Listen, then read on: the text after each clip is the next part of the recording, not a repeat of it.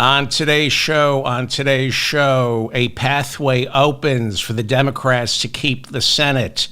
But that pathway is not where you think it is, and it's going to shock you. It's going to surprise you. As you know, Harris is going to win in November. I have new post-convention polling. That's not quite the bounce we were looking for after Labor Day, but it's all good news.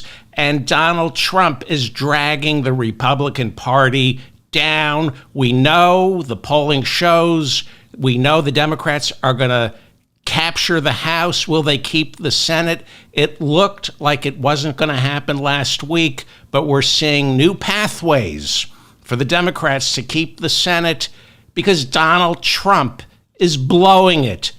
He's blowing it. Okay. What I've warned you about for the past couple of weeks is Kamala Harris stands poised to become the first president in 24 years not to enjoy a trifecta her first 2 years in office. Biden, Trump, and Obama all had majorities in both the House of Representatives and the Senate during their first 2 years in office, and that allowed them to get more done during that period than at any other time during their respective presidencies, because, as we all know, after midterms, they either lose the House or they lose the Senate and are plagued by divided government, where very little gets done, like what we have now. We have divided government now. There are 7 Senate seats in November. All of them are toss-ups, okay? Each one belongs to the Democrats, and in order to keep the Senate, Democrats must win all 7 toss-up seats. What we're seeing are 6 out of the 7 Senate seats showing a Democratic win. I've been going over the numbers all weekend. Each one of those 6 out of the 7 seats show Democrats winning by large margins. It's pretty amazing. Casey in Pennsylvania, Baldwin in Wisconsin, Slotkin in Michigan, Gallego in Arizona, Rosen in Nevada, and even Sherrod Brown in Ohio. Democrats are all leading their Republican challengers way outside the margin of error, in many cases by double digits. The seventh seat there are 6 out of 7 that the Democrats are winning. The 7th seat belongs to Democrat Jon Tester in Montana. That is a state Trump won in 2016 by more than 21 percentage points. I have been ringing the alarm about Montana. If Tester loses Montana, Democrats lose the Senate, which means President Harris's agenda is dead on arrival. But now a new pathway to keeping the Senate is opening up. It's not Florida, not Texas, or Missouri. His name is Dan Osborne, osborneforsenate.com. Check him out. He's running for Senate in Nebraska to unseat Republican Deb Fischer. We have some polling showing it's a tie. He's an independent, not a Democrat. He's a union leader. You're going to be hearing a lot about Dan Osborne, who is about to relieve much of the pressure on Jon Tester in Montana. Osborne, again, not a Democrat. He's an independent. He hasn't said whether he'd caucus with the Democrats. But if he does make it to Washington with a tight Senate, he can wield the kind of power Joe Manchin had, but this time the right kind of power. More about Dan Osborne in Nebraska momentarily. There's a lot of good news this morning, just not terrific news. Last week was terrific. It started off on Monday. It was terrific for the Democrats. Trump, as you know, this isn't terrific. He defiled Arlington Cemetery. Horrible. He shouldn't have done it. But politically, I'm embarrassed to say, and I shouldn't, but I will, terrific for the Democrats. The week went from bad to worse. Trump alienated the entire pro-life movement when he said he would probably vote in favor of the Florida referendum enshrining a woman's right to an abortion. He called the 6-week ban down there too harsh. The next day, he said he would vote in favor of the Florida referendum legalizing recreational marijuana. Then, after calling Kamala Harris a flip-flopper, he said, on second thought, I'm going to vote against it. Special counsel Jack Smith reopened the classified documents case and filed superseding indictments in the election interference trial. It was a great week for Democrats. At a Moms for Liberty convention, Trump promised to appoint his idiot daughter Ivanka to the UN and then claimed children were going off to school and getting gender reassignment surgery without their parents even knowing about it. New audio of J.D. Vance surfaced last week where he said teachers without biological children shouldn't be allowed anywhere near our schools. Other audio revealed J.D. Vance's hatred for the LGBTQ community and immigrants. That was just the tip of the iceberg. Polling cratered for Trump. J.D. Vance continued his slide, becoming the most unpopular running mate in modern American history, beating out Sarah Palin in unpopularity, and I'm not sure she was even a human being. Polling cratered, of course, for Trump as we saw the electoral map crack wide open for Kamala Harris and the Democrats. But this week, I don't think it's going to be as good. Not every week can be as great as last week. Reality is about to set in, and this election is far from over. It was never going to be easy for one reason. Never underestimate the stupidity of the American people. Never underestimate racism and misogyny and the role they both play in choosing our leaders. On today's show, there's good news, but not great news. There are two major pieces of optimism. Harris is going to win, but maybe not with the tsunami that redraws the political map for generations to come. I'm looking for a tsunami. Control of the Senate still hangs in the balance, but it no longer comes down to just Montana. Let's get to all of this. I'm going to try to get to all of it this morning. The election officially begins today. Yesterday was Labor Day, which means it all starts now. Time to roll up our sleeves and become more realistic. Remember the song, I Never Promised You a Rose Garden? Well, I'm promising you a rose garden, but we're all going to have to wade through a ton of fertilizer.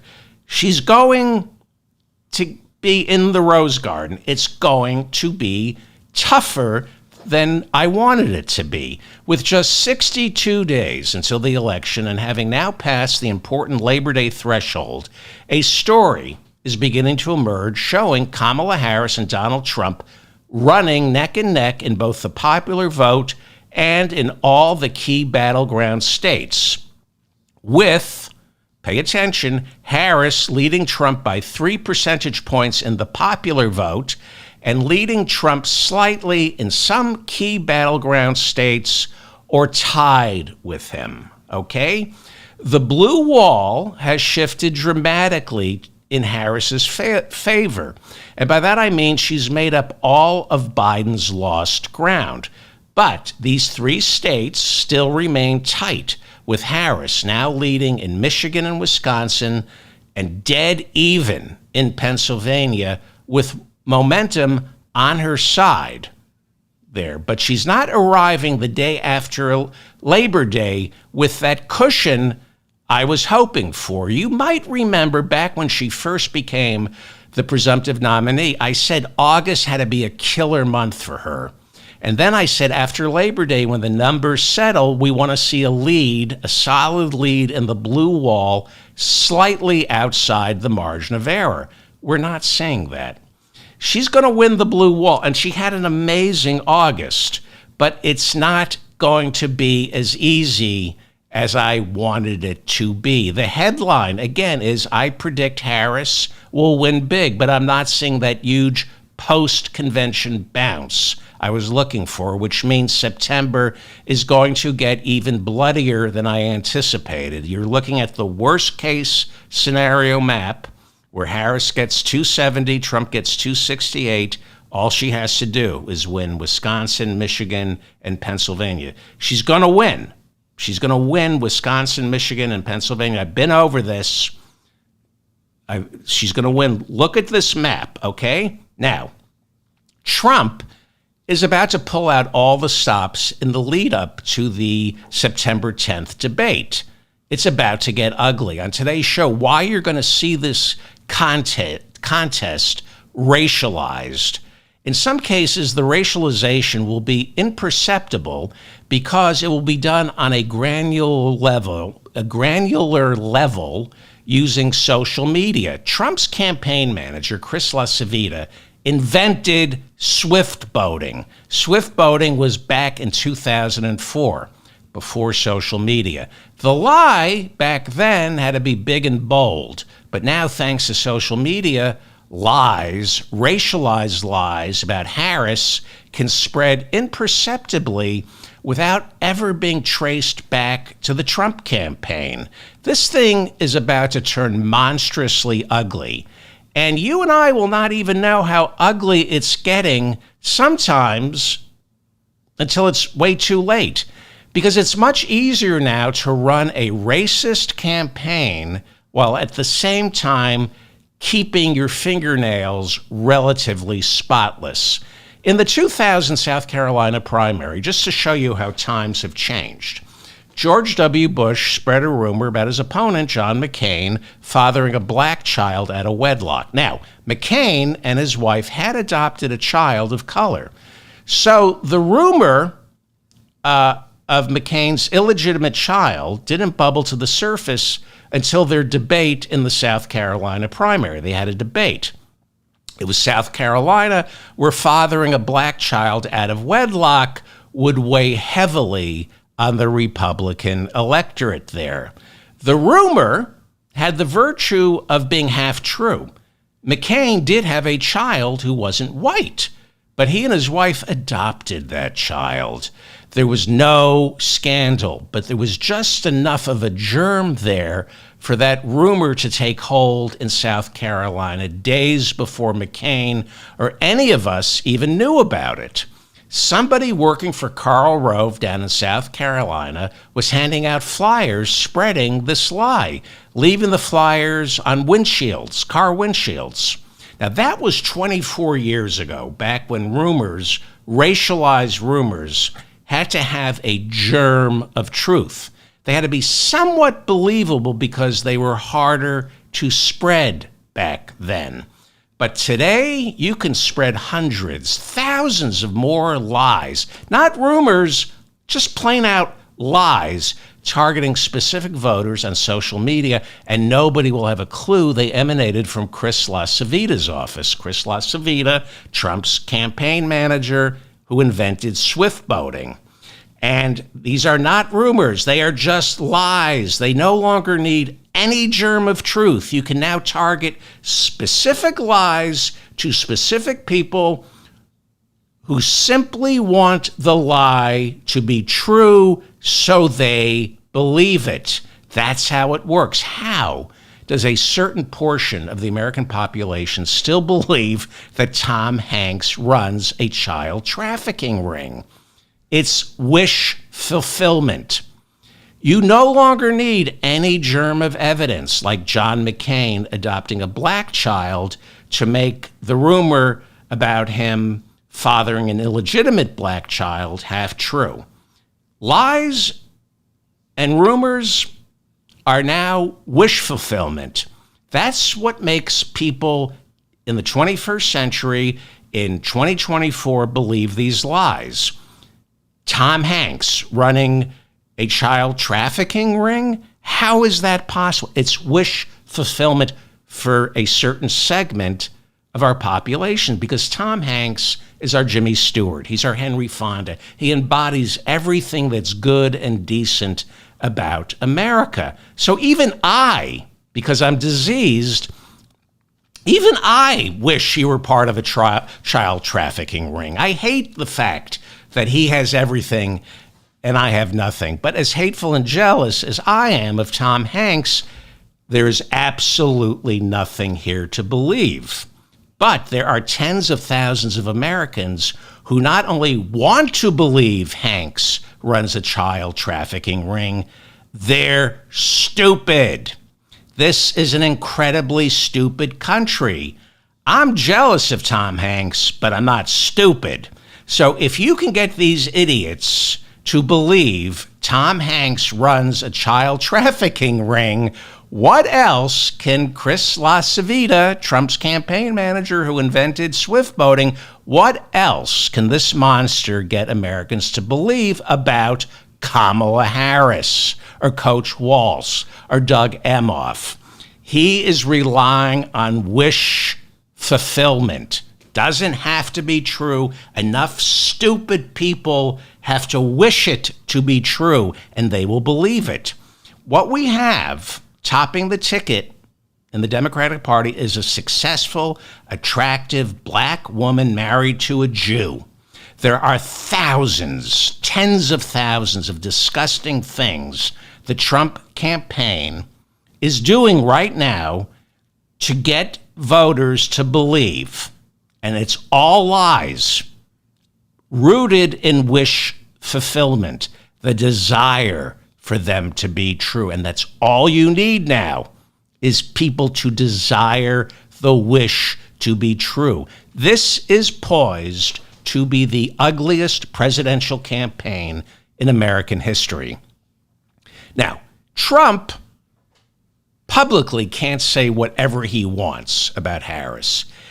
He does, but the media and the Democratic Party war room, they still respond to what he says and they correct him. And when he really goes overboard, he looks and sounds deranged, which he is. So there's a limit to how low Donald Trump can sink, the same way there was a limit to how low George W. Bush could sink with the John McCain fathering an illegitimate child. That had to be done undercover by, he couldn't get his hands dirty.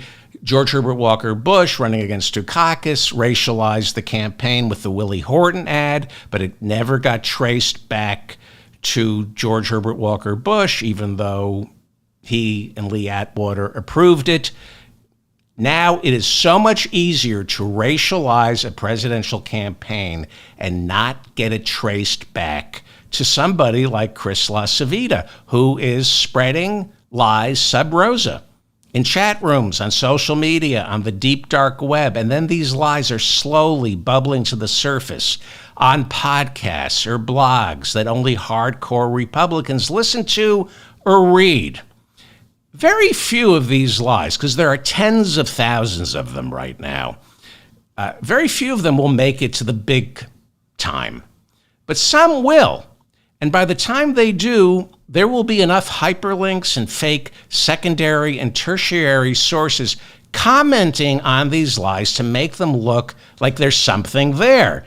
Jimmy Dore will bring it up. Joe Rogan, Theo Von. I don't know if it's true, but let me bring it up. And the more people bring up these lies, the more of a paper trail surrounds the lie to make it appear true. It's no longer disinformation. That's so 2016.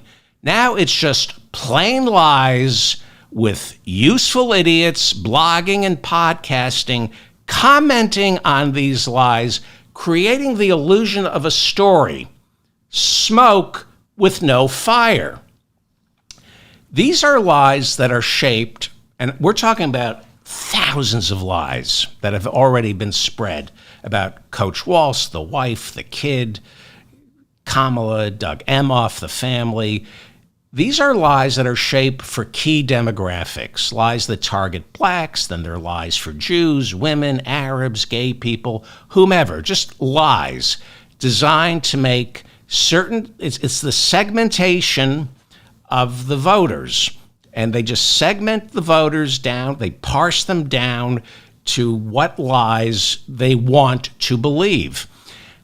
And they're targeting voters who are prone to Harris, and the lies are intended to convince them to stay home on Election Day. By the time you and I know what these lies are, if we ever know about them, these lies will be way too ingrained in the minds of some voters.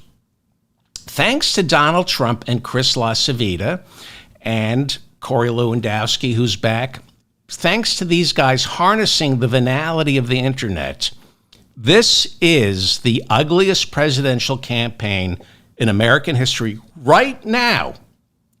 But we're not saying all of it. It's worse than 2016. Vladimir Putin is looking at what Chris LaCivita is pulling, and he's saying, dude, too much. Not right. Most of the guardrails we saw on Twitter and Facebook during the 2020 election no longer exist. We are in the ugly phase, and it's going to get much, much uglier because these lies get spread on such a granular level. We won't know what these lies are ever. Most of these lies we'll never know about. The ones that take off we'll learn about in mid-September. A couple of these lies will bubble to the surface. By October, one or two will be headline news that have to be addressed. They're lies, but they will have to be addressed. Chris LaCivita and Trump, right now, they don't know which lies are catching on.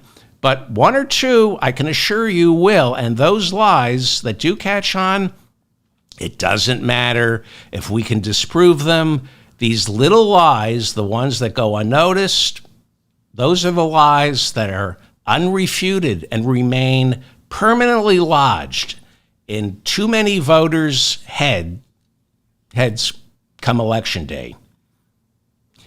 So, is Harris going to win? Yes, but it's not going to be as easy as we think. Are Democrats going to keep the Senate? I don't know. But today, it's looking better than it did a week ago. This is the mop-up for September 3rd, 2024. It says September 4th on the screen. That's wrong. But it is later than you think. That's why it says September 4th and not September 3rd, because it's getting later than you think. I told you September would be bloody. Gird your loins. Trump is a rodent. There's nothing more dangerous than a cornered rat. If you would like a transcript of today's episode, go to shopdavidfeldman.com. The transcripts are free thanks to listeners who buy crap like my Still a Democrat coffee mug, my Made in Los Estados Unidos coffee mug, my Albert Einstein coffee mug that says I'm surrounded by idiots, and of course, my worst case scenario map is now on a coffee mug that you can go purchase as a souvenir of the 2024 presidential election. And if you want to disabuse me of the notion that I have a sophisticated audience, you can go buy the top seller, the chef's apron with the I hope you're in the mood for diarrhea. It's a chef's apron that says, I hope you're in the mood for diarrhea. I sell a lot of products over at Shop David Feldman. This is my big seller. Well, I hope you had a good Labor Day. There's never a Job Creators Day. We never celebrate the people who create jobs for us.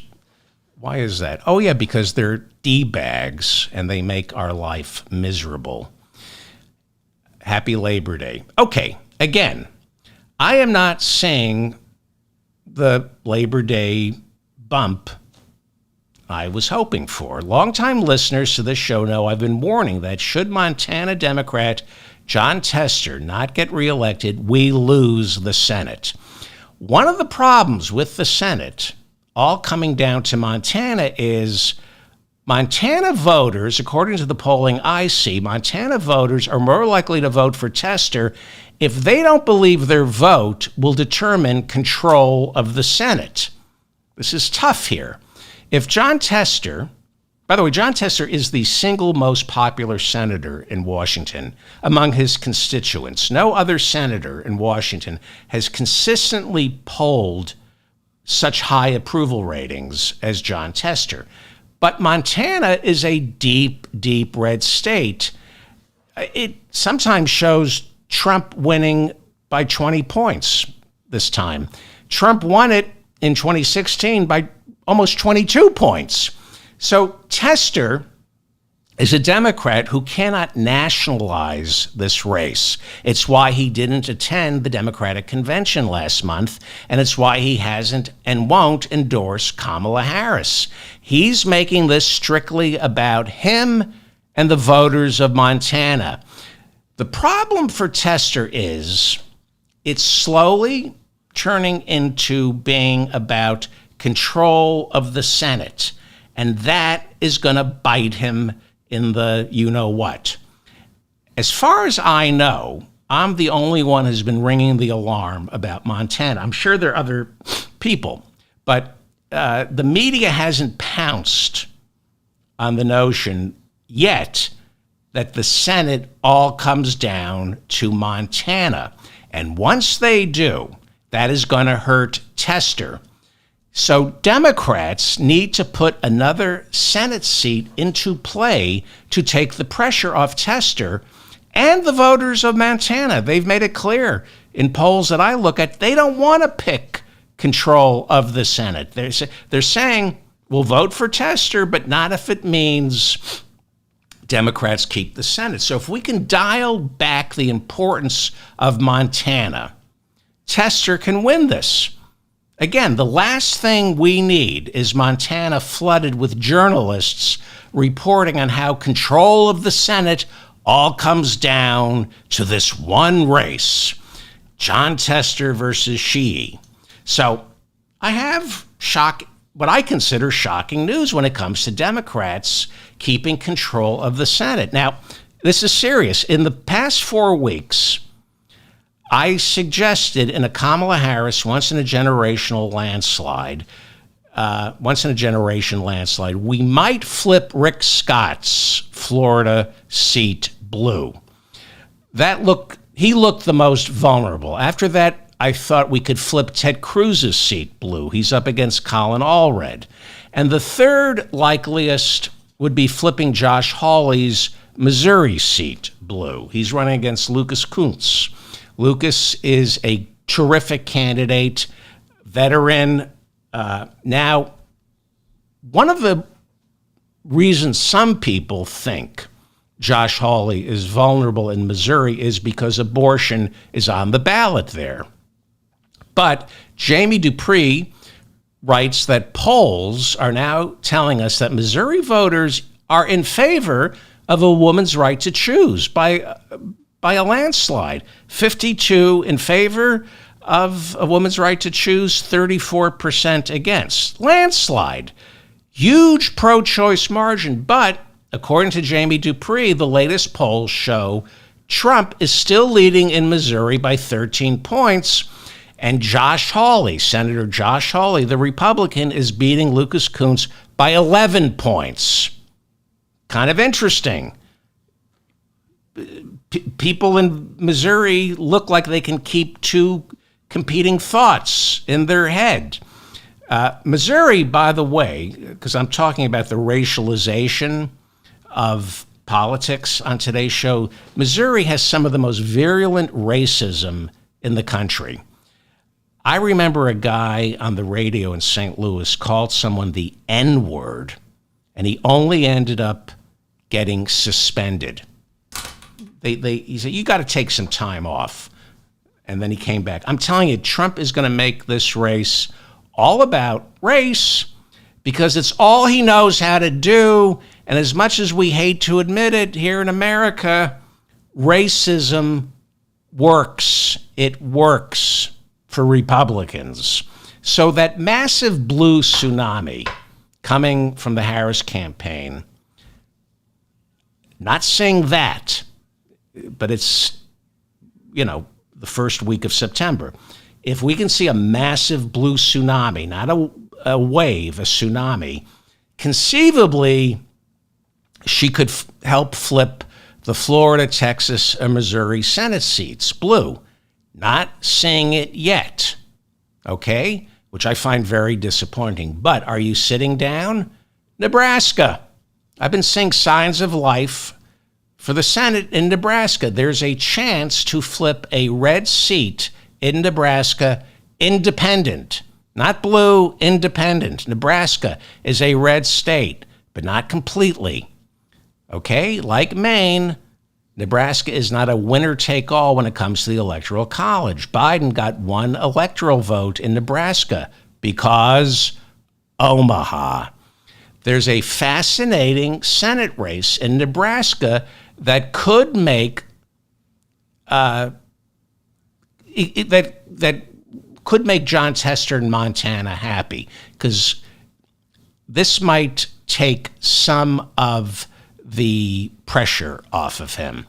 He's a really strong independent candidate, Dan Osborne, who, as of this morning, looks like he could beat the Republican incumbent. He's in striking distance. I'll have more about Nebraska and control of the Senate in a second, okay? But let me contextualize the Senate by giving you my projection for the presidential race, okay? I am going to put myself out on a limb here. I'm inviting you to hold me accountable. You can take a screenshot of my map, my projection for November 5th, or you can get a free transcript over at shopdavidfeldman.com. You can hold me accountable. I'm not a professional pollster. I don't do election modeling. All I can do, I have no responsibility other than hosting this show and looking at I think I see a larger picture than the pollsters who have to be responsible. So I can take big swings. And what you're looking at right now is the worst case scenario map. It shows Harris guaranteed 270 simply by winning the blue wall. What I'm about to show you momentarily is a different map. It's my projection for November 5th. I worked on it for the past couple of days, and I might change it in October, but I'm going to stick with it for a month. You're about to see where I believe the election stands as of this moment. I'm going to show you what the map looks like if the election were held today. It's good news, not great news. And while a huge opportunity is there for Democrats to keep the Senate, it's presented itself in Nebraska, I'm seeing a Harris wave, but not the tsunami we need to keep the Senate. And again, we need to see a tsunami to keep the Senate. I don't see one as of this morning. Let's get to my projection map, which you'll see in a second. So let me go over the lay of the land. Even though races in places like Pennsylvania, Nevada, and Arizona are tight, what we are looking at is an electoral college win for Harris. Not necessarily a blowout in the popular vote or in the electoral college as of this morning.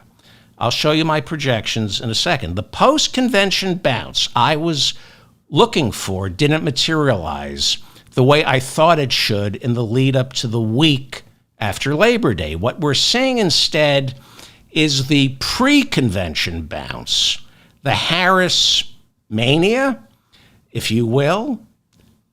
The Harris mania is remaining steady. That's good. That's great, but it's not head spinning. I think my head got clouded with wish fulfillment. I wanted to see an America that never existed. I underestimated how divided and stupid this country is and always has been. This is a huge country. I live in New York City. My borough is Manhattan. Staten Island is also New York City, and the people of Staten Island might as well be living in Missouri, okay?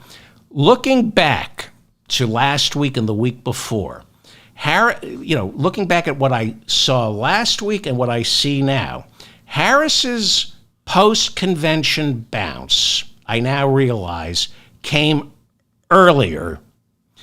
The post-convention bounce came with her becoming the presumptive nominee in the 2 weeks preceding the convention. Okay? The good news is, generally, she's keeping those numbers, but I wanted to see a huge spike heading out of Chicago, and that's not happening. There's momentum, but no spike. There's still an opportunity to rewrite the electoral map. There's still an opportunity here for a once-in-a-generation landslide, but she and we are going to have to work a lot harder for this. And I'm warning you, it's about to get more disgusting than you can imagine. So let's look at the polling averages that I'm working off. These are averages of what the top pollsters, the A-plus pollsters, are showing a week. Where are we now? We're a little more than a week after Kamala Harris's incredibly successful convention, her CNN interview, which I thought deserves a chef's kiss. It was perfect. And a very successful campaign swing through Georgia last week, okay? As of this morning, the national polling averages show Harris with a 3% lead, with 49% saying they're voting for Harris and 46% for Trump. This is fantastic, okay? While that falls within the margin of error for most of these polls being averaged, it's important to remember that momentum favors Kamala Harris. Think back to when Harris first became the presumptive nominee in late, July? Trump was leading her nationwide by 3 percentage points. She's been chipping away at that lead ever since, and now she's 3% ahead of him. Nothing short of remarkable, the speed at which this happened. On August 5th, the polling averages, national polling averages, showed a tie, with Harris and Trump both getting 47% of the vote. And in less than a month, she pushed past Trump by 3 points. And when you consider she was trailing Trump by 3 when Biden first stepped aside, she's rocketed 6 percentage points in 5 weeks. We've never seen anything like this before. I've never seen anything like this. You can't underestimate the power of momentum. She's got it. Now, because she's a brand new presidential candidate, this is a completely different calendar and a different trajectory. She didn't go through the primaries. She's a new candidate. So her post-convention bounce came before the convention.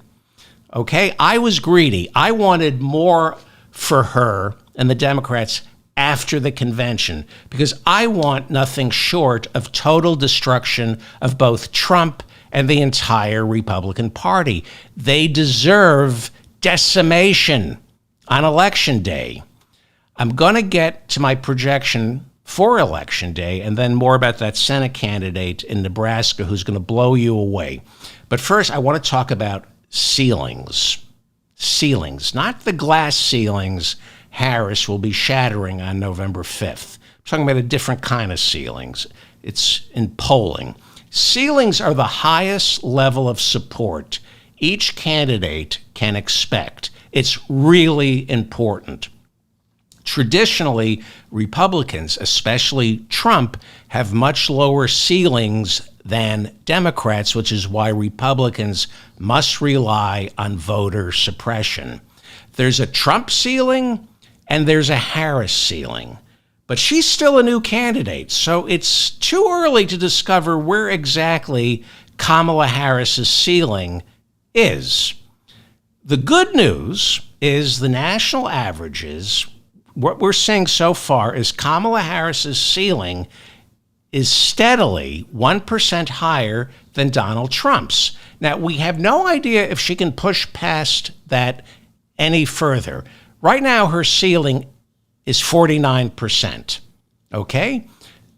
Theoretically, she could hit a ceiling of 52% because, Well, anyway, I'll get to that in a second. Trump has a ceiling of 48%. I don't see her getting, in today's climate, I don't see her getting her ceiling going past 52%. We have 2 months to find out. Trump has a ceiling of 48% nationwide. He has never budged past 48% in the polling averages this year. He never budged past 48% against Biden, not against Harris. Before Harris became the presumptive nominee in the national averages and the battleground states, we saw Biden slipping in the polls. But those voters, those Biden voters, were not migrating over to Trump. Trump wasn't picking up Biden voters. Biden was just losing Biden voters. That means Trump's ceiling remains locked at 48% in the national averages. In other words, 48% is the best he's going to do. Harris's ceiling is 49%, which means that's the best we think she can do so far. And this 1% differential, such is the stuff of landslides. It's why I'm so optimistic. But the Senate, we're not there yet. We saw a significant ceiling for Donald Trump during the primaries, a ceiling that suggests while some Republicans right now think they're voting for Trump, they might never get around to actually doing it. Looking back to the primaries, we saw that even after Nikki Haley dropped out, she was still getting 20% of the vote in most of the remaining primaries. There were protest votes. Republicans were throwing their vote away for Haley, even though she already dropped out, to signal disgust for Donald Trump. And way more Republicans were dissatisfied with Trump than there were Democrats dissatisfied with Biden. You might remember Democrats voted uncommitted in Michigan and Minnesota to protest Biden's failure to secure a ceasefire in Gaza. Those uncommitted protest votes against Biden during the primaries, they don't compare to the size of protest votes against Trump in the Republican primaries. 87% of all votes cast by Democrats in this year's primaries, they went to Joe Biden, 87%. But nearly 76% of the votes cast by Republicans in this year's primaries went to Trump. Haley got nearly 20% of the Republican primary vote. DeSantis dropped out so early, he only accounted for 1.5% of the total vote. So I don't want to get too deep into numbers, but while 13% of Democrats in the primaries didn't vote for Joe Biden, 24% of Republicans didn't vote for Trump in the Republican primaries. 13% of Democrats didn't vote for Biden. 24% of Republicans didn't vote for Trump. Most of that 24% not voting for Trump went to Haley. And yes, she has since endorsed Donald Trump. But how many of her supporters are going to vote for him in November? How many are going to be persuaded to sit this election out? I don't know. I do know Harris is probably a little more appealing to these Haley voters than Biden was. Meanwhile, Harris nationwide has that 49% ceiling and has been running 1% over Trump's ceiling since August 15th. Since August 15th, nationwide, Harris's polling has stayed at 49%, while Trump's polling keeps slipping. She stayed at 49% during the past 3 weeks.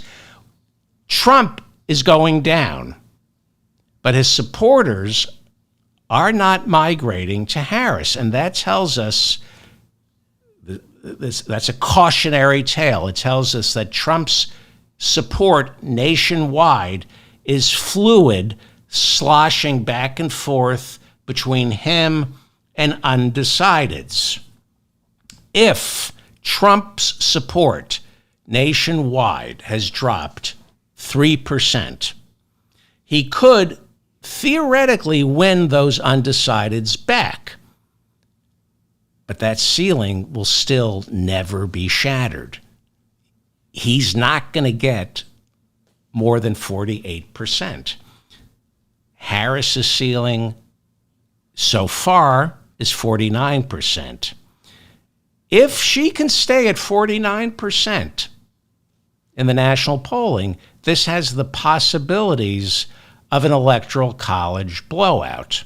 And that's the thing to keep in mind about American presidential elections. Again, we can see a blowout in the electoral college, a massive win for Harris, but still the Senate is a whole other story. The thing to keep in mind about American presidential elections is a well-run presidential campaign can achieve a blowout, even an electoral college tsunami, while only maintaining a 1 to 2% win in the popular vote. Nixon had a electoral college tsunami wave, a big wave in '68, but he barely beat Hubert Humphrey. I think it was like half a percentage point. Nixon would have had more in '68, but George Wallace was the third party candidate, and he was winning all the states in the old Confederacy. So Hillary beat Trump by a little more than 2 percentage points in the popular vote, and Trump beat her by 77 electoral votes. Not quite a landslide in the electoral college. Harris is going to win the popular vote. There's no question about that. And I'm still suggesting there's the possibility of a major blowout in the electoral college, one that looks like a tsunami. There's the possibility, but not this morning. Not this morning. It's not happening. Not this morning. She's going to win, but as of this morning, she's not giving us that tsunami. And that means the Senate, you have to work harder and harder for the Senate.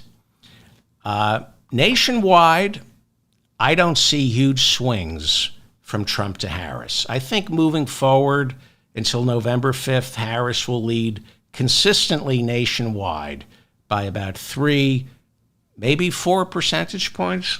Who knows? But these elections are won state by state, and it's state by state where even a 1% differential translates into huge wins in these winner-take-all states. Again, Harris can win Arizona by 0.1 of a percentage point, but all 11 of Arizona's electoral votes go to her. If she wins these battleground states inch by inch, 0.1 of a percentage point, by 0.1 of a percentage point, that translates into an electoral college blowout. Because except for Maine and Nebraska, these states are winner-take-all. So, I've gone over the national polling averages. What the national polling averages suggest, with Harris leading Trump by 3, is the Democrats regaining the House, because the generic congressional polls show anywhere between a 2 to 3% favorability for the Democrats, plus Harris with 3%. A popular vote above 2 to 3% papers over any gerrymandering that the Republicans might have done. So we're looking at Democrats winning back control of the House, not the Senate. They're not going to keep the Senate. Okay, those are the national polling averages. Let's look at the polling averages in the crucial battleground states, and that will I'm showing you how I arrived at my map, which I'm about to show you. Okay. This map, I know you're sick of it, but it's all that matters. It's the blue wall, Michigan, Wisconsin, and Pennsylvania. Between now and Election Day, get used to this map because I'm always going to be giving you updates on Michigan, Wisconsin, and Pennsylvania. These three states determine who our president will be. You know the drill. Harris wins these three, and then the only question that remains is how badly Trump is going to lose the rest of the map. Polling averages as of this morning show Kamala Harris leading Trump in Michigan by 2 percentage points. So I'm going to just go over Michigan, Wisconsin, and Pennsylvania. I'm going to get a little deep in the weeds. I think this is fascinating. I do. I don't. Where are we? Okay. This is going to be a longer show. That I'm going to get to Nebraska and really great news in Nebraska. Here's my deal. Let me go through the map, show you my projection today and the rest of the week. No more horse racing, no more polls. Unless there's and I'll get in. Horse racing is. I did it over the weekend. I was making my map. Go with me on this, and then the rest of the week we'll focus on the news. Okay, so let's go over the blue wall. Michigan, she's up by 2, and that has been the story for a month. Harris up by 2. Now, in a little under a month, August 8th, it was tied at 49-49. Then Harris climbs to 49, stays at 49, while it is Trump who drops 2 points down to 47, and that's where he's been staying. So again, this is why I went over ceilings with you. We're seeing support for Trump trailing off, not necessarily migrating to Harris in Michigan. The fundamentals, and I've talked about fundamentals with you, the fundamentals in Michigan favor Harris. You got a strong economy, plus Democrats, after the midterms, gained control of the State House and the State Senate, giving Democratic Governor Gretchen Whitmer what is called a trifecta. Democrats control all 3 branches of government in Michigan. So momentum is in Harris's favor. And one of the chief rules of politics is things in motion stay in motion unless they are met by an unbalanced opposing force. Trump is unbalanced, but only mentally. The Michigan Republican Party has no money. There's infighting, actual physical fighting. Several times they've punched each other. At their convention 2 weeks ago in Michigan, police had to be called in to remove the former chairman from the room. Trump also has 0 ground game. He cannot win Michigan. But a word of caution about Michigan. Yes, strong union state. Biden marched with the auto workers. But Michigan also has one of the largest Arab American and Palestinian populations in the country. Congresswoman Rashida Tlaib is the only Palestinian serving in Washington. She comes from Michigan. The lion's share of uncommitted delegates to the Democratic Convention came from Michigan, but not a single pro-Palestinian delegate was given a speaking spot. Granted, I'm talking politically. I'm not talking about the nightmare that is Gaza. I'm talking politics. And the only way we solve Gaza is through politics. Hamas is both a political and a military wing of Gaza. Okay? The Palestinian Americans, the Arab Americans disgusted by Biden, I don't see too many of their votes migrating to Trump. but because many of those voters will just be motivated to stay home. There's been outreach from Biden and now Harris, but who knows how many of them are going to stay home. If you saw protests in Israel over the weekend calling for a ceasefire, we may see one soon, but we're coming up on the 1-year anniversary, October 7th, of this war. Am I wrong? Is this the longest war Israel has ever fought? Let me know in the comments section. I can't think of a war Israel fought that has lasted this long. I'm not sure a Gaza ceasefire is going to win over the voters Democrats have already lost in Michigan. Here's another cause for concern when it comes to Michigan. Harris, again, is going to win. But her ceiling so far in the polling averages for Michigan is 49%. Trump's ceiling is 50%. And yes, that's a tad blood-curdling to tell you. When Harris first became the presumptive nominee and she was unknown, Trump got 50%, with Harris getting 48%. I'm not trying to scare anyone. I just want us to be realistic here. So Harris has only jumped 1 percentage point in Michigan, okay? She's at 49%. Now, she's been polling consistently at 49% in Michigan. 49% is her ceiling. She's ahead of Trump, but his ceiling is 50%, which means it's once you touch 50%, you can touch it again. That's why ceilings are very important. So she's leading in Michigan, not because she's winning over independents, it's because support for Trump is deteriorating.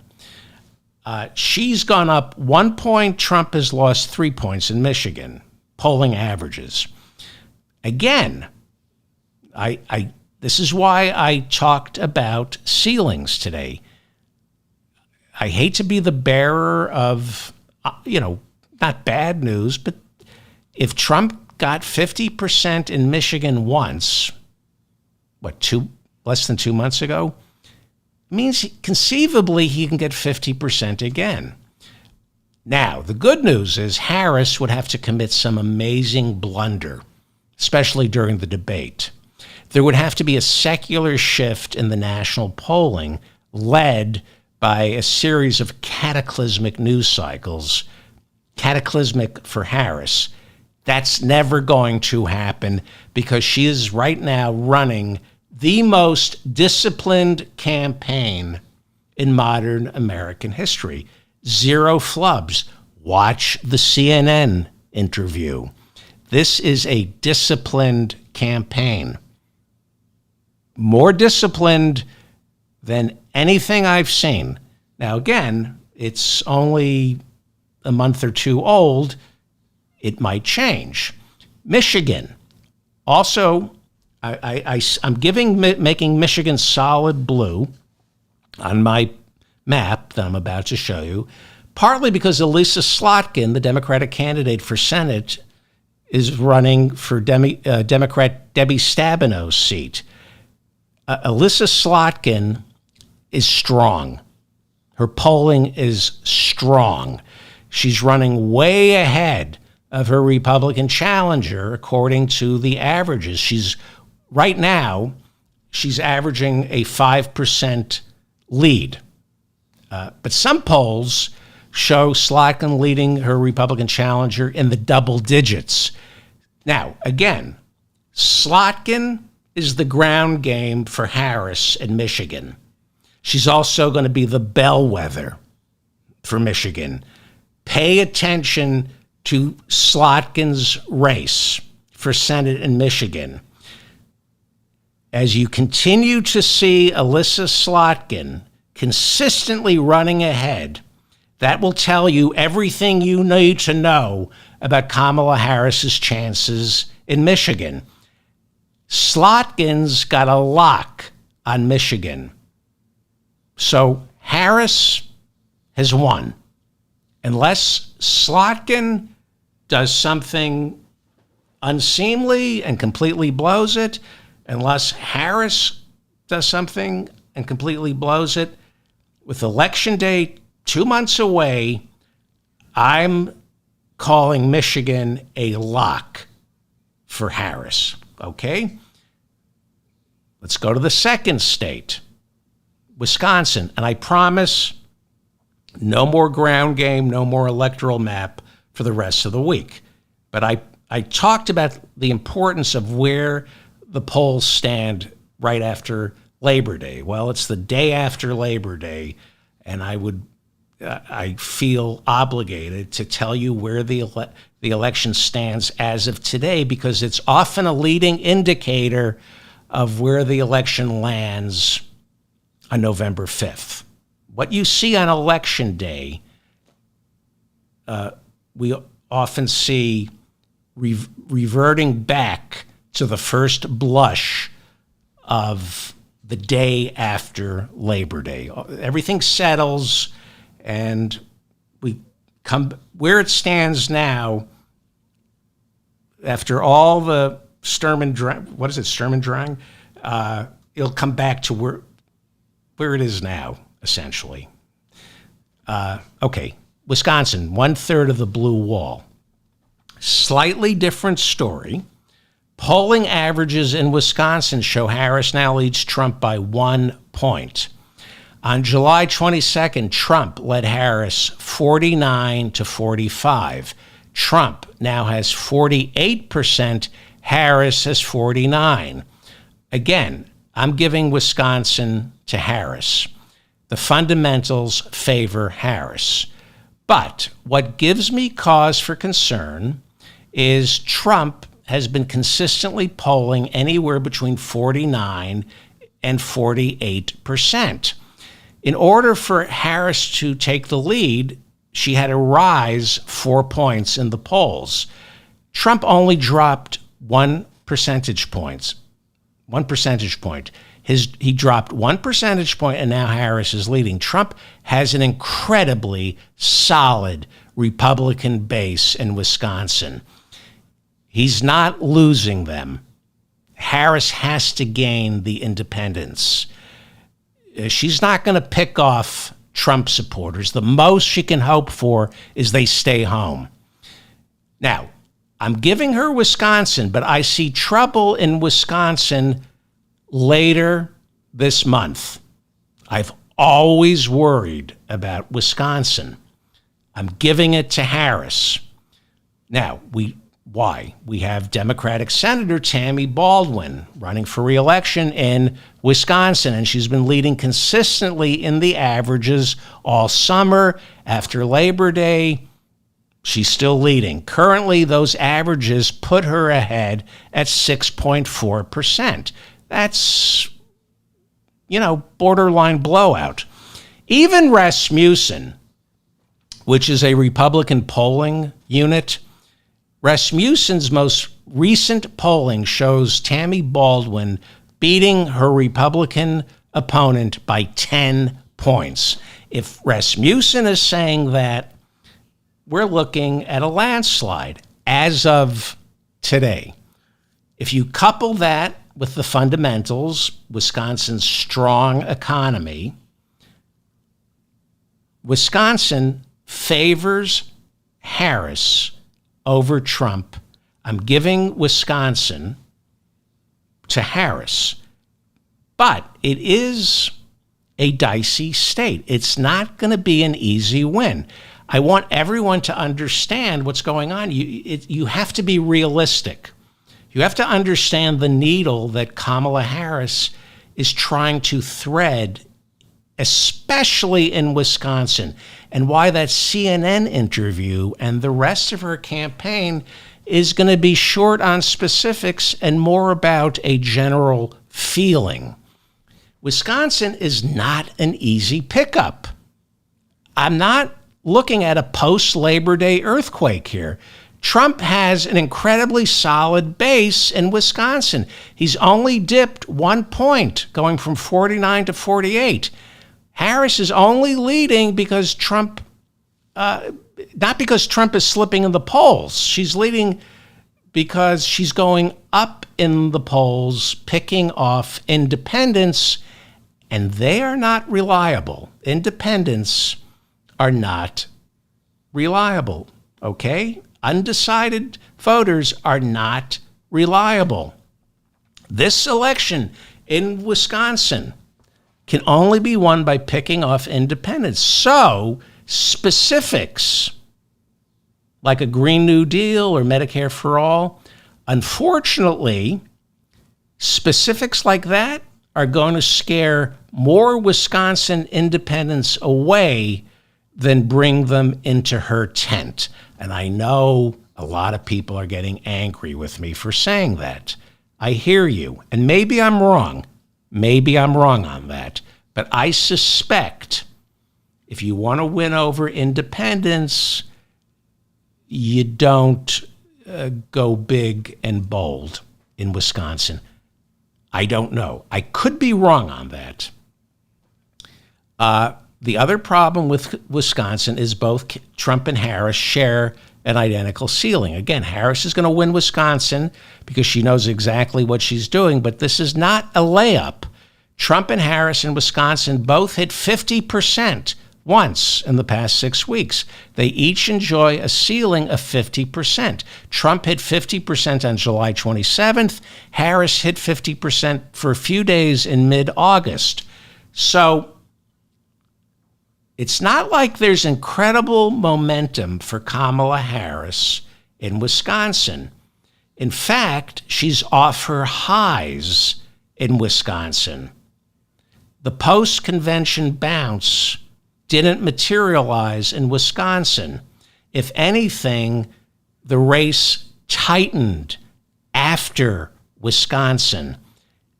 That's cause for concern. Again, I have her winning Wisconsin.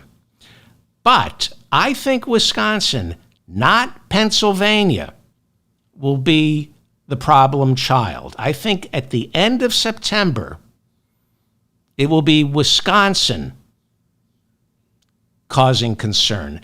I think Harris will be diverting a lot of heavy artillery away from Pennsylvania, away from Michigan later this month in order to establish a beachhead in Wisconsin. I see Harris winning Wisconsin, but she's going to sacrifice a lot of treasure in Wisconsin to win it.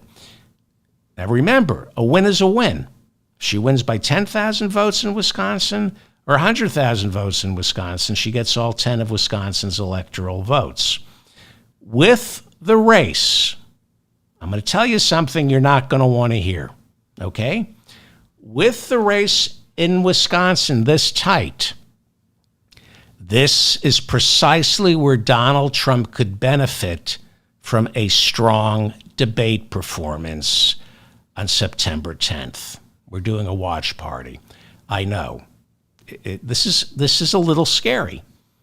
You know, a strong debate performance on September 10th, where he doesn't have to knock it out of the park to move the needle in his favor for Wisconsin. Look, I'm telling you what I saw last week, and I'm telling you what I see now. Elections are unstable. They are a series of snapshots. Until the final snapshot on November 5th, we don't know how it's going to end. The overall trend lines favor Harris, but it's not, as of this moment, an insane blowout.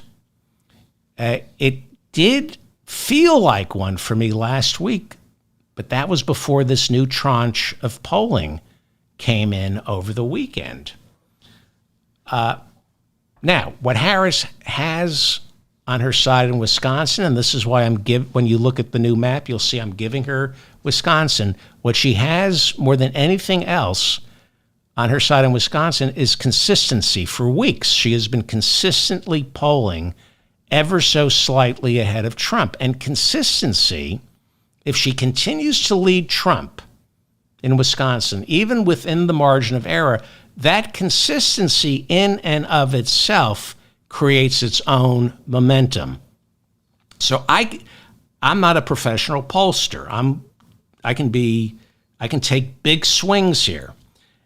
And I may be forced to move Wisconsin into the toss-up column by mid to late September. But now I'm giving it to Harris because the fundamentals right now show Harris squeaking out the same kind of win Biden did 4 years ago. And then I look at Tammy Baldwin, and I'm thinking, there's no ticket splitting here. If she's leading by, 6 percentage points, nobody's going in to vote for Tammy Baldwin and not voting for Harris. There's just not going to be ticket splitting there. That's why I'm giving her Wisconsin. I think it has the makings of a big win in Wisconsin. On the surface, it looks dicey. Underneath, I see rumblings of a big win in Wisconsin. You got solid job numbers, but you got divided government in Wisconsin. You have a Democratic governor with a Republican-controlled state Senate and a Republican-controlled state assembly. Control of the state house is due in no small measure to gerrymandering. That being said, Wisconsin has a strong Republican partisan vote.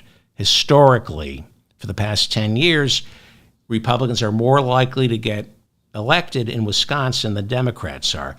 Democrats did win a 6-3 majority in the Supreme Court recently. Most see Wisconsin as a toss-up, leaning slightly blue. I don't. I see it solid blue. Biden won Wisconsin. Hillary lost it. I'm giving Wisconsin to Harris. You have to also remember, in places like Michigan, Wisconsin, and Pennsylvania, which I'm giving all to Harris, we're seeing record voter registration.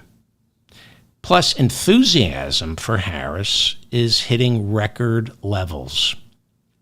I went over this last week. She's gotten a record surge in first-time female, first-time black, and first-time 18 to 35-year-old voters registering. These first-time registrations aren't yet reflected in the polls. We're seeing record voter registration because of her, not because of Trump. And we're seeing a record enthusiasm gap, not since Obama in 2008. Democrats are 14% more enthusiastic about Harris than Republicans are about Trump. That is not reflected in the polls quite yet. So, short of a major blunder or scandal, the wins favor Harris in Wisconsin and Michigan. But there is the issue of race, and of course, her being a woman, especially in Wisconsin. And I would be remiss if I didn't talk about how Senator Ron Johnson, won his reelection race 2 years ago. Senator Ron Johnson, as The Guardian points out, he holds Joe McCarthy's old Senate seat, and rightfully so. He's not as bad as Tail Gunner Joe, but you can see Joe McCarthy if you squint while looking at Ron Johnson. He's a despicable human being. Talks about, being a job creator. The only job he created was when he married his multimillionaire wife. He never had to work for a living after that. He's not a job creator. So Johnson runs racially tinged campaigns. He got elected to the Senate in 2010 as what I call a backlash to Barack Obama. Ron Johnson isn't afraid of scaring white voters by running an incredibly racist campaign. Johnson won again 2 years ago, defeating Mandela Barnes, the 35-year-old black lieutenant governor, by just 27,000 votes. It's about 1 percentage point, okay? The 2020 presidential race 2 years earlier was even tighter in Wisconsin. Biden beat Trump by just 20,000 votes. That's 0.7 of a percentage point. Wisconsin, Kennedy's name is going to still be on the ballot in Wisconsin despite his request to have it removed. Okay, let me go back to Senator Ron Johnson's victory in 2022, because at the top of the show, I talked about Chris LaCivita and the tens of thousands of racially charged lies that he's now spreading on the internet. You cannot underestimate the role race is going to play in Wisconsin politics this time around. This is going to be the ugliest, most racist campaign in... we've had some pretty racist I'm just going to say this is going to be the ugliest campaign. 2 years ago, Mandela Barnes, the black lieutenant governor, had been leading Ron Johnson all summer. You might remember if you listened to the show back then, we were talking about how bad things looked for the odious Ron Johnson. But then Johnson turned it all around, playing the race card. And he eventually won in 2022 by lying. Just lying. He said Mandela Barnes wanted to defund the police. Mandela Barnes never said that. Johnson, according to The Guardian, then accused Mandela Barnes of, quote unquote, rationalizing violence against the police. So this is just a lie. Ron Johnson lied. It said Mandela Barnes was not only in favor of defunding the police. Johnson claimed that Barnes justified violence towards police. He believed that in some cases, violence towards police made sense. There are other things that Ron Johnson said about Mandela Barnes. I will not dignify any by repeating them. Suffice to say, Senator Ron Johnson of Wisconsin is a racist scumbag, and so is Donald Trump. On a national level, Trump is accusing Harris of not really being black. He has said she decided to become black only recently, that her being black is a choice. Imagine what he is going to get away with on a granular level in Wisconsin. Imagine what will fly under the radar on social media. Imagine the race-based lies his surrogates will be spreading in chat rooms, on blogs, on podcasts about Kamala Harris in Wisconsin, where race, especially in Wisconsin, is going to be a major factor. Don't forget, Trump has had 4 years to find stuff out about Kamala. More importantly, invent stuff about Kamala Harris and her Jewish husband, Doug Emhoff. Look what they did to Hunter Biden. And remember, Chris LaCivita, Trump's campaign manager, invented swift boating 20 years ago. No rumors, lies, spreading lies about John Kerry's war record.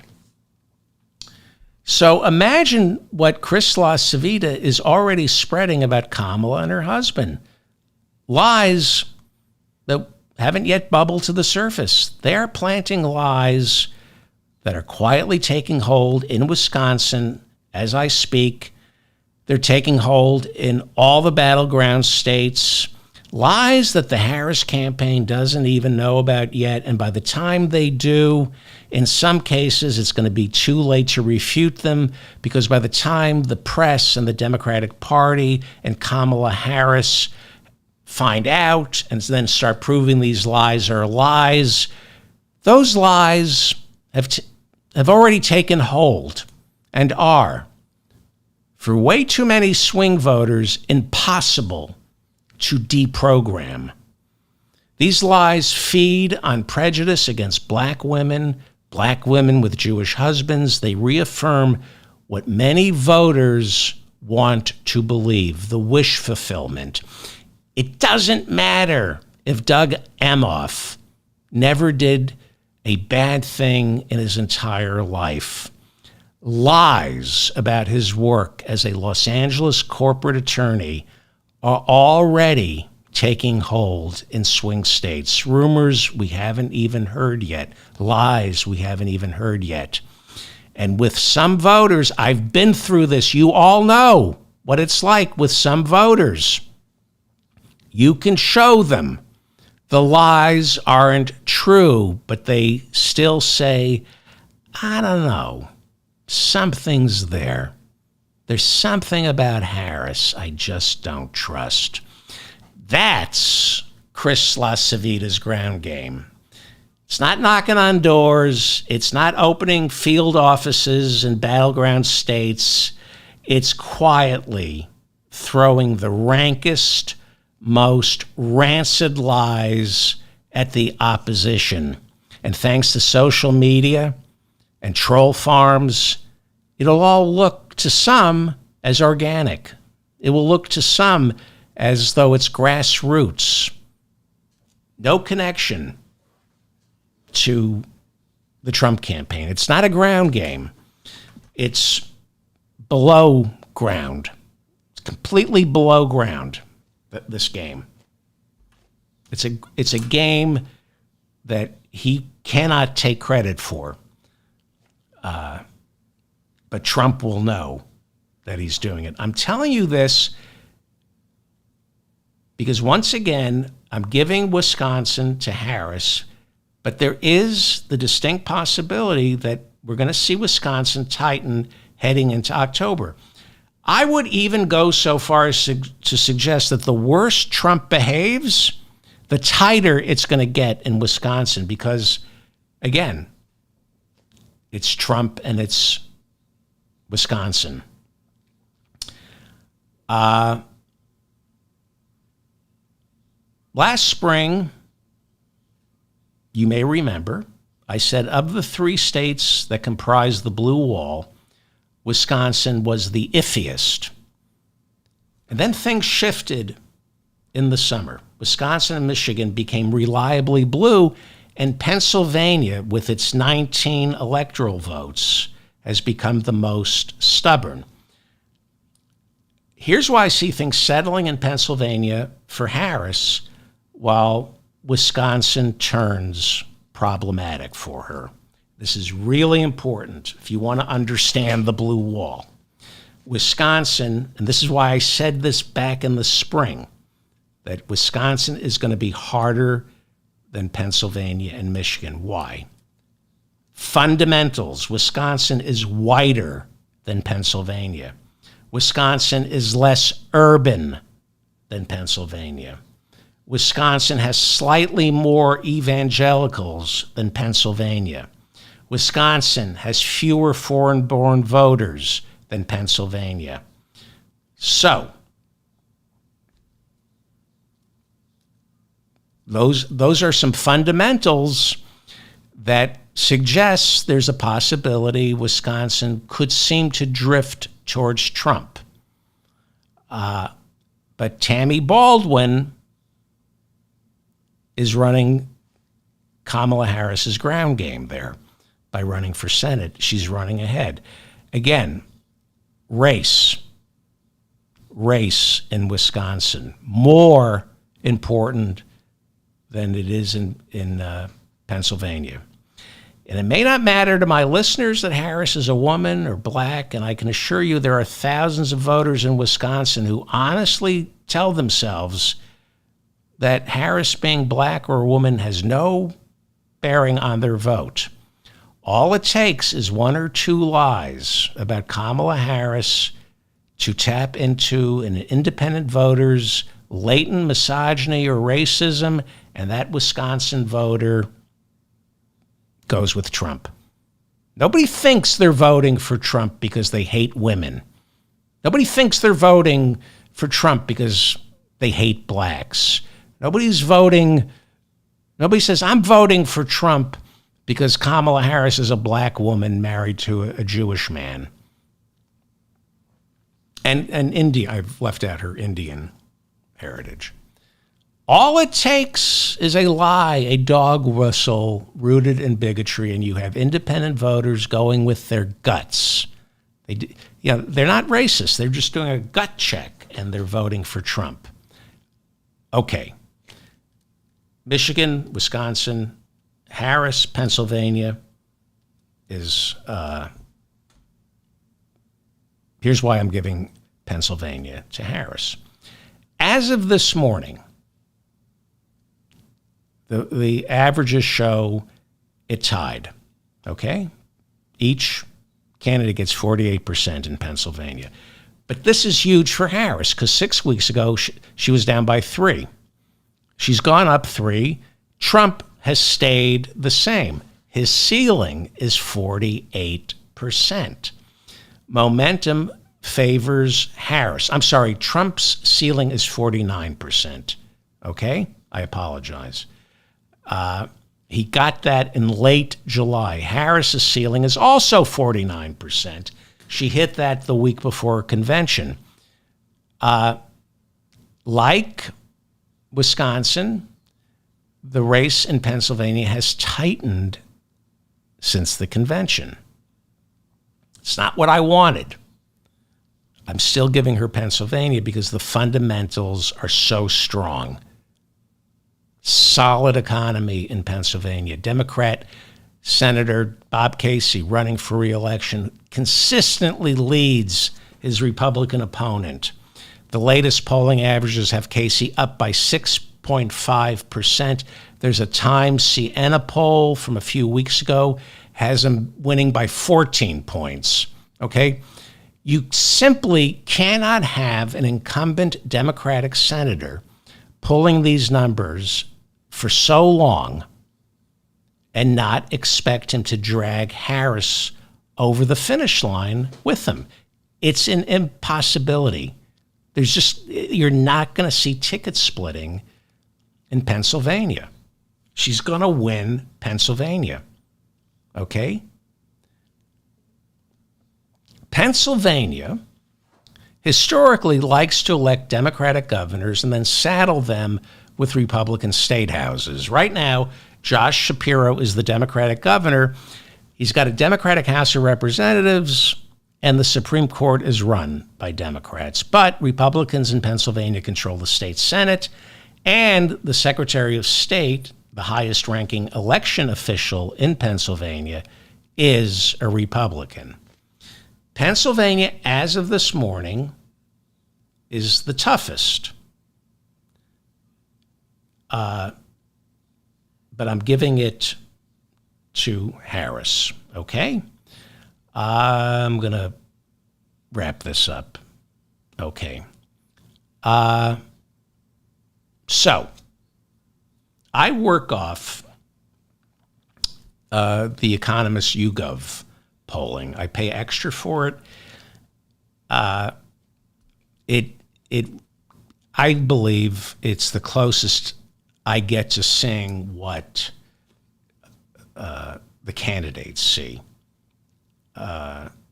It's a rolling daily poll that takes the temperature of thousands of voters each day. It's one of several polls that make up the averages. It is an A-plus poll, and it tells you a lot on a granular level. If I want to know how a black Buddhist lesbian between the ages of 25 and 34 with a high school diploma living in rural Pennsylvania is voting, this poll will tell me. I looked it up. She leans 94% Democrat. 6% of Black Buddhist lesbians between the ages of 25 and 34 with a high school diploma living in rural Pennsylvania are voting for Trump. Now move them into the city out of rural Pennsylvania, only 3% are voting for Trump. Move that same Black lesbian between the ages of 24 and 34 with a high school diploma. If you move her back to Pennsylvania, rural Pennsylvania, but instead of her being a Buddhist, you make her evangelical, it goes from 6% to 11% voting for Trump. That's how important the evangelical vote is. Okay. The Economist YouGov poll, which I swear by, it shows Harris beating Trump nationally by 5 points, okay? They give her a much bigger lead in the popular vote than the national averages I talked about earlier would show Harris with a 3-point lead. A 5-point lead smells like a tsunami. Okay, what about Pennsylvania? The polling averages show Pennsylvania a tie. The YouGov poll, which shows Harris beating Trump nationwide by 5 points, this poll, which I swear by, has Trump beating Harris in Pennsylvania by 0.5 percentage point. There's a lot to be happy about, but there's also cause for concern. This was not the show I wanted to do after Labor Day. I only wanted to talk about the Senate after Labor Day. But here's some good news, okay? The YouGov Economist poll, as of this morning, has Kamala Harris, and this is great news. It has her winning Michigan, Wisconsin, losing Pennsylvania, but it has her winning Nevada, okay?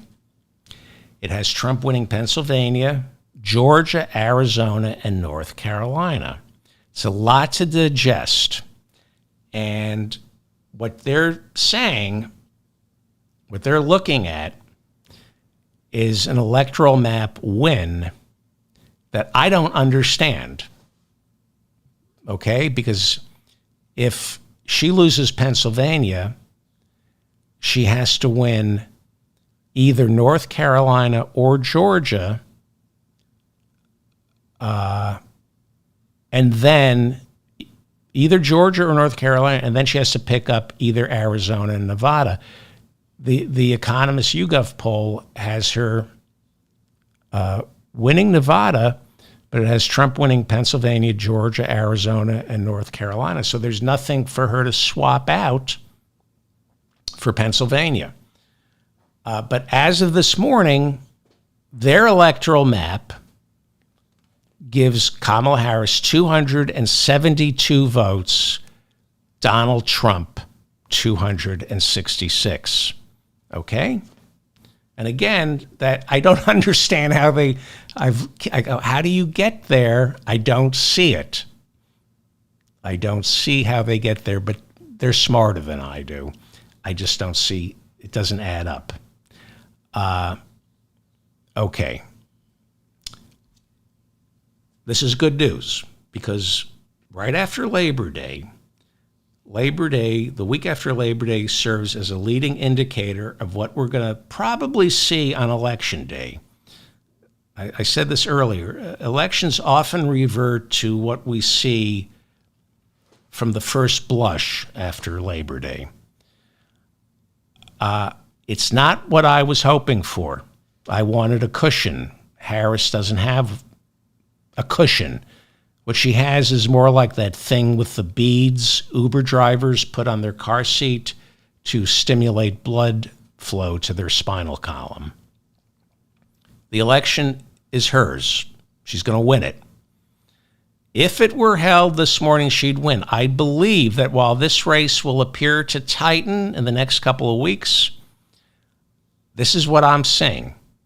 I believe in the weekend leading up to November 5th, this election will break wide open for Harris. This is what I'm saying today. This is one of those races that breaks big at the last minute. Kind of like Reagan's victory over Carter in 1980, which was tight until it revealed itself in the last 48 hours and it became a landslide. Again, this election is unlike any other election because of early voting. More early voting than ever before, and some early voting starts this week. I know it starts this week. But this election will be won by independents who are not doing early voting. No independent is saying, well, here's my ballot. I haven't made up my mind, but I'm going to send it in 30 days before the election. This election will be decided by independents and voter turnout. And polls this early can't possibly measure voter turnout or enthusiasm. The real number in all this, and this is why I believe it's going to break big for Harris the weekend before November 5th. The real numbers in this are enthusiasm and likability. If you're looking for that once-in-a-lifetime generational shift, the one I'm looking for, the one that happened in 1972, you will find it in likability and enthusiasm. When you look at the surge in voter registrations, all thanks to Harris, when you look at the enthusiasm and likability numbers, it does suggest a story that I want to tell. A massive blowout. It's not a story I can tell yet. So here it is, my projection for 2024. Okay, take a good look at it. Let me go big here. I'm going out on a limb here. You can hold me to it. I may adjust this on October 1st. But this is my projection for November 5th. It's different than what you're going to see from professional pollsters. Again, I'm factoring in likability, enthusiasm, the surge in voter registrations, all due to Harris, and the fundamentals of the economy in each battleground state. This is where I see the election standing as of this morning. Trump gets 219 electoral votes. Kamala Harris gets 319. She wins by more than 100 electoral votes. That is borderline landslide. So you got to keep in mind the post-convention bounce nationwide wasn't a letdown, but it is not spread evenly among the key battleground states. We're seeing that bounce more pronounced nationwide, but what we're seeing over the past 6 weeks is a huge secular shift from Trump to Harris, and it seems to be sustaining itself in Arizona, Georgia, and North Carolina, which are razor tight, but those 3 states have seen a Harris surge ever since she became the presumptive nominee, and it just keeps moving in her direction. So I'm giving North Carolina, Georgia, Nevada, I'm giving those 3 states to Harris. She's showing surprising strength, not to me, but surprising strength in North Carolina and Georgia. She's showing surprising strength in Georgia. Again, everyone I've spoken to tells me it's irresponsible to call Georgia for Harris. And then I say, I'm David Feldman. I host a podcast. I can be as irresponsible. This is just, I will change this in a month. But right now, I believe Georgia. I see her. It's tied in Georgia, but I see some polls showing her winning Georgia. And when you factor in the enthusiasm gap, they suppress the black vote in Georgia, but with people enthusiastically voting for Harris, it's going to be really hard to suppress that vote in Georgia. As of this morning, I have Michigan, Wisconsin, and Pennsylvania for Harris, which is all she needs. I'm giving her Arizona because Ruben Gallego is running way too strong down there for Senate.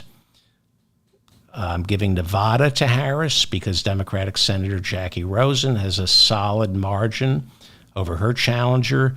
And most of the votes in Nevada are urban votes. They come from Las Vegas and Reno, and they're blue. This is where I think we stand after Labor Day. This is my map. The bad news is Texas, Florida, Indiana, Ohio, and Iowa are not yet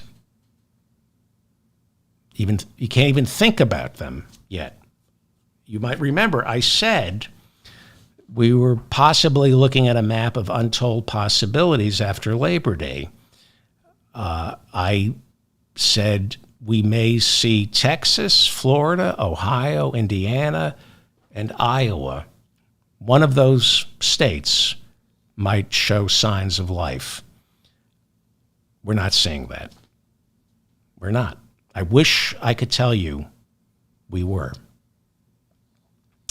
I do a lot of cheerleading on this show. And I want to be optimistic. And I am optimistic, but I'm also realistic.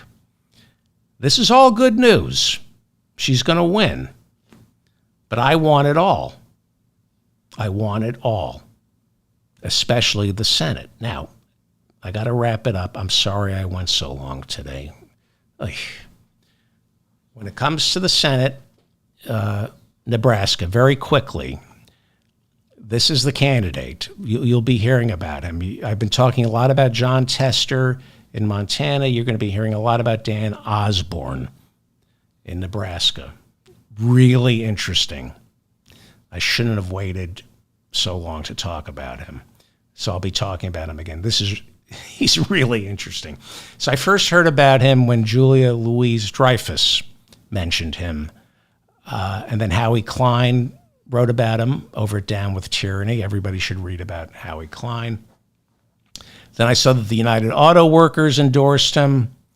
Here's what's really interesting. He's not a Democrat. He's an independent, like Bernie or Angus King of Maine. He is not running as a Democrat because he will not win in Nebraska if he identifies as a Democrat. And he's made no promise that he will be caucusing with the Democrats. He is tapping into the Great Plains progressive roots that eventually gave rise to Roosevelt's New Deal.